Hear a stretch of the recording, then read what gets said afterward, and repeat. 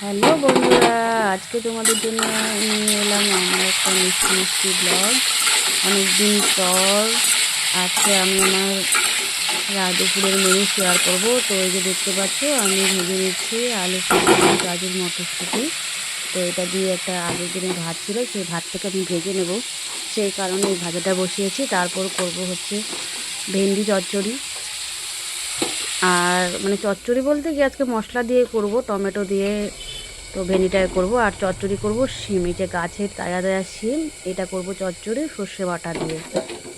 তো চলো আজকের মেনুগুলো শেয়ার করব তোমাদের সাথে, দেখতে থাকো। আর এই রাইসটা হয়ে গেছে, ওই যে সবজিটা করেছিলাম তার মধ্যে ওই বাসি ভাতটা ছিল, সেটা দিয়ে একটু ভেজে নিয়েছি। সকালের খাবার বানিয়ে ফেললাম এটাই আজকে।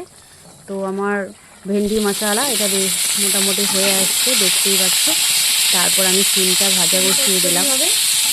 শিমটা একটু লাল লাল করে ভেজে তারপর এর মধ্যে আমি সর্ষে আর আদা কাঁচা লঙ্কা দিয়ে একটা পেস্ট করে রেখেছিলাম। তো সেটা আমি এর মধ্যে দিয়ে মাখা মাখা করে এটা নামিয়ে ফেলবো। তারপর হবে হচ্ছে মাছ, যেটা বাজারে গেছে আনতে, তো এখনো আসেনি। আসলে তারপর রান্না হবে। মানে শিম চচ্চড়িটা হয়ে গেল। তো দেখতে পাচ্ছ কেমন মাখা মাখা ভাবে বানিয়েছি। তো এরকমই খেতে ভালো লাগে, একটু শুকনো শুকনো গরম ভাত দিয়ে খেতে। তো কার কেমন লাগে জানি না, কিন্তু আমার তো খুবই ভালো লাগে এরকম শিম চচ্চড়ি খেতে। তো যাই হোক, মাছটা যেহেতু আনবে তার জন্য এই যে পেঁয়াজ করে আলু দিয়ে আর টমেটো দিয়ে হচ্ছে মাছের ঝোল করব, তার জন্য আমি আলুগুলো মানে রেডি করে নিচ্ছি।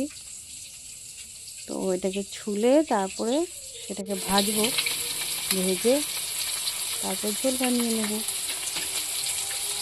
তো দেখতে পাচ্ছি যে রান্নাটা কীরকম হলো।